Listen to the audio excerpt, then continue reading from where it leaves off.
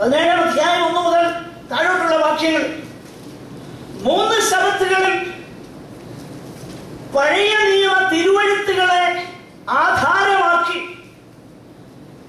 യേശു ആണ് പഴയ നിയമത്തിലെ മെസ്സിഹ എന്ന് തെളിയിച്ച് പ്രസംഗിച്ചു.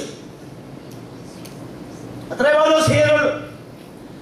മാത്രമല്ല, ഈ അനുഗ്രഹീതനാകുന്ന അപ്പോസ്തലൻ വളരെ നോളജബിൾ ആയിരുന്നു, വളരെ വിദ്യാബഹുത്വമുള്ളവനായിരുന്നു. പക്ഷെങ്കിൽ വലിയ വാക്ചാതുര്യവും ഉള്ളവനായിരുന്നില്ല എന്ന് പുസ്തകം പഠിപ്പിക്കുന്നു. വിശേഷിച്ച് കൊരിന്ത്യരുടെ 2-ാം ലേഖനം 10-ാം അധ്യായം 9-10 വാക്യങ്ങൾ വായിച്ചു നോക്കിക്കഴിഞ്ഞാൽ കൊരിന്ത്യയിലുള്ളതാകുന്ന ചിലർ പൗലോസിനെ കുറിച്ച് പറയുന്ന കാര്യം അവിടെ എഴുതിയിട്ടുണ്ട്. അവന്റെ ലേഖനങ്ങൾ ഊറ്റവും ഘനവുമുള്ളവയാണ്, പക്ഷെങ്കിൽ അവന്റെ ശരീരസന്നതിയോ ബലഹീനവും വാക്കണ്ട നിന്ദ്യവുമായിരുന്നു. അപ്പോൾ വലിയ പവർഫുൾ കരിസ്മാറ്റിക് പേഴ്സണാലിറ്റി ഒന്നും അല്ലായിരുന്നു പൗലോസ്ലീഹ. പക്ഷെങ്കിൽ സുവിശേഷം പ്രസംഗിച്ചപ്പോൾ ജനം രക്ഷിക്കപ്പെട്ടതിന്റെ കാരണം ഒന്ന്, ഇത് തന്റെ വാക്കിന്റെ മഹിമ കൊണ്ടല്ല സാധിച്ചത്, പിന്നെയോ നമ്മൾ കാണുന്നു ശക്തിയോടെ, ദൈവത്തിന്റെ ശക്തിയാൽ അത് പ്രസംഗിക്കപ്പെട്ടത് കൊണ്ടാണ് ജനം വിടുവിക്കപ്പെട്ടത്. എന്റെ പ്രിയരെ, നാം ഒരു കാര്യം മനസ്സിലാക്കണം. സുവിശേഷം പറയുമ്പം വ്യക്തതയോടെ നമ്മൾ സുവിശേഷം പറയും. പക്ഷെങ്കിൽ യേശുവിനെ കുറിച്ച് പറയുമ്പോൾ നമുക്ക് അറിയാവുന്ന നിലയിലെന്ന് പറഞ്ഞാൽ മതി. പക്ഷെങ്കിൽ ഒരു കാര്യം മനസ്സിലാക്കണം, ഇത് പറയുമ്പോൾ നാം അല്ല ആ വാക്കിന്റെ ഉത്തരവാദി. എന്റെ പ്രിയരെ, സുവിശേഷം പ്രസംഗിക്കുക, സുവിശേഷം പങ്കുവെക്കുക എന്ന് പറഞ്ഞാൽ നമ്മൾ ദൈവത്തിന്റെ സ്പോക്സ് പേഴ്സൺ ആകുക എന്നുള്ളതാണ്. ദൈവത്തിന്റെ സ്പോക്സ് പേഴ്സൺ ആകുക എന്ന് പറഞ്ഞാൽ എത്ര അനുഗ്രഹീത പദവിയാണ്. ഒരു രാജ്യത്തിന്റെ അല്ലെങ്കിൽ ഒരു പാർട്ടിയുടെ വക്താവെന്ന് പറഞ്ഞാൽ ആ പാർട്ടിയോ ആ രാജ്യമോ മുഴുവൻ അവന്റെ പിന്നിലുണ്ടെങ്കിൽ, സുവിശേഷത്തിന്റെ വക്താവാകുന്നെങ്കിൽ ഒരു കാര്യം തിരിച്ചറിയുക, സ്വർഗം മുഴുവൻ നമ്മുടെ പിൻപില. നമ്മുടെ വാക്കിന്റെ പെരുപ്പത്തിലോ അതിന്റെ മനോഹാരിതയിലോ അല്ല, ദൈവത്തിന്റെ സുവിശേഷമാകൊണ്ട് അത് ക്രിയ ചെയ്യും. അത് നമ്മൾ തിരിച്ചറിയും. ശക്തിയോടെ, അടുത്ത വാക്കിങ്ങനെയാ, പരിശുദ്ധാത്മാവ് എന്നുള്ളത് തൽക്കാലം അവിടെ നിൽക്കട്ടെ. ബഹു നിശ്ചയത്തോടെ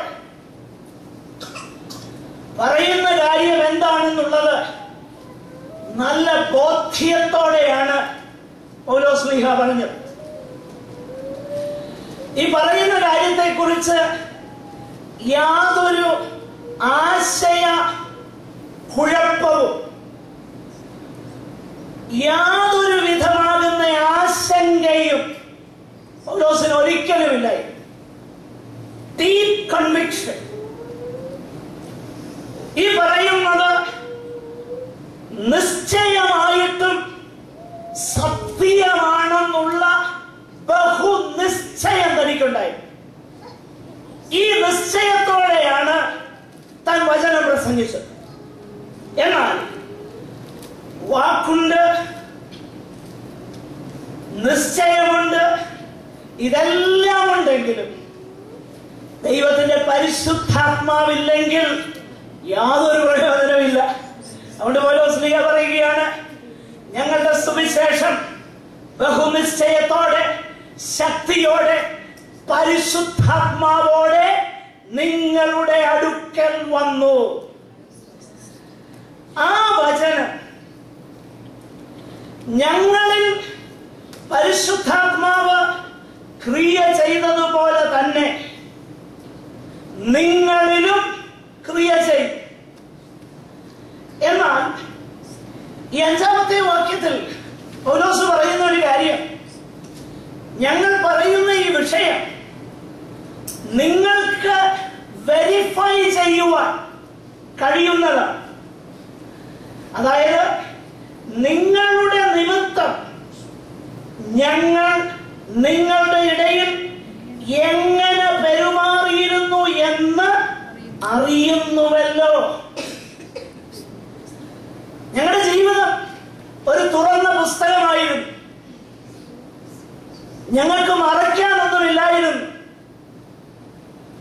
ഞങ്ങൾ വളരെ പ്ലെയിൻ ആയിരുന്നു നിങ്ങളുടെ ഇടയിൽ. എന്റെ പ്രിയരെ, നമ്മുടെ ജീവിതത്തിന് ഈ സുതാര്യത വേണം കേട്ടോ. ഹല്ലേലൂയ. പൗലോസ് പറയുക, നിങ്ങൾക്കത് വെരിഫൈ ചെയ്യുവാൻ കഴിയുമല്ലോ. ആകട്ടെ, ഞാൻ എന്റെ വാക്കുകൾ മുൻപോട്ട് കൊണ്ടുപോകാനായിട്ട് ആഗ്രഹിക്കുക. രണ്ടാമത്, ഈ സന്ദേശം നിങ്ങൾ സ്വീകരിച്ചു. നിങ്ങൾ ഈ സന്ദേശം, ഈ വചനം ഒരിക്കൽ മാത്രമല്ല സ്വീകരിച്ചത്, അന്ന് തൊട്ട് നിങ്ങൾ സ്വീകരിക്കാൻ തുടങ്ങിയത്.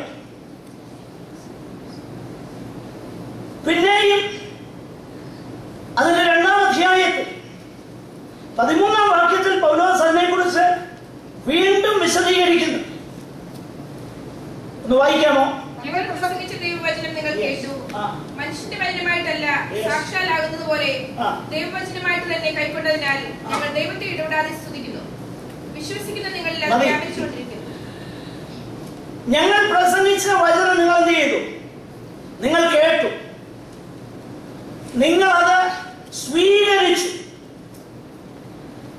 സ്വീകരിച്ചെന്ന് മാത്രമല്ല, ഇപ്പോഴും നിങ്ങളിൽ അത് എന്ത് ചെയ്തുകൊണ്ടിരിക്കുക? വ്യാപരിച്ചുകൊണ്ടിരിക്കുക. പ്രിയമുള്ളവരെ, ദൈവവചനത്തോടുള്ളതാകുന്ന സ്നേഹം, ദൈവവചനം പഠിപ്പാനുള്ള താല്പര്യം, ദൈവവചനപ്രകാരം ജീവിതം മാറ്റപ്പെടണമെന്നുള്ള ആഗ്രഹം വീണ്ടും ജനിച്ചതിന്റെ ഒരു തെളിവാകട്ടോ.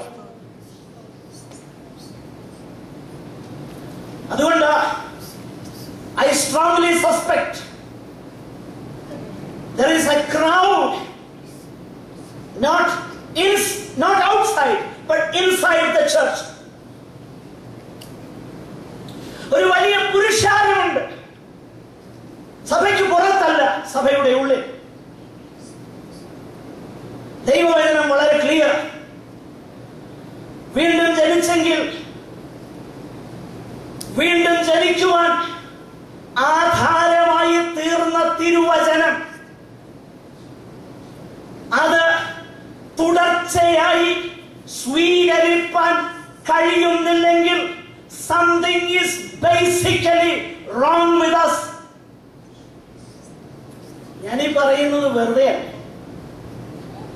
വചനത്തിന്റെ പിൻബലം നമുക്ക് കാണുവാൻ കഴിയും. പ്രത്യേകിച്ച് ആ ഭാഗം ഒന്ന് എടുത്തു പറഞ്ഞ് ഞാൻ മുൻപോട്ട് പോകാം. പത്രോസിന്റെ 1-ാം ലേഖനം, അതിന്റെ 1-ാം അധ്യായം 22 മുതലുള്ള വാക്യങ്ങൾ പെട്ടെന്ന് വായിച്ചേ. നിങ്ങളുടെ ആത്മാക്കളെ നിർവ്യാജമായ സഹോദര പ്രീതിക്കായി നിർമ്മലീകരിച്ചുകൊണ്ട് ഹൃദയപൂർവ്വം അന്യോന്യം സ്നേഹിപ്പൻ. കെടുന്ന ബീജത്താലല്ല, കെടാത്തതിനാൽ ജീവനുള്ളതും നിലനിൽക്കുന്നതുമായ ദൈവവചനത്താൽ തന്നെ നിങ്ങൾ വീണ്ടും ജനിച്ചിരിക്കുന്നു. നിങ്ങൾ വീണ്ടും ജനിച്ചിരിക്കുന്നു. വീണ്ടും ജനിച്ചത് എങ്ങനെയാണ്? ദൈവവചനത്താൽ. ശരിയാണല്ലോ. എന്നാൽ വീണ്ടും ജനിച്ച അവസ്ഥയിൽ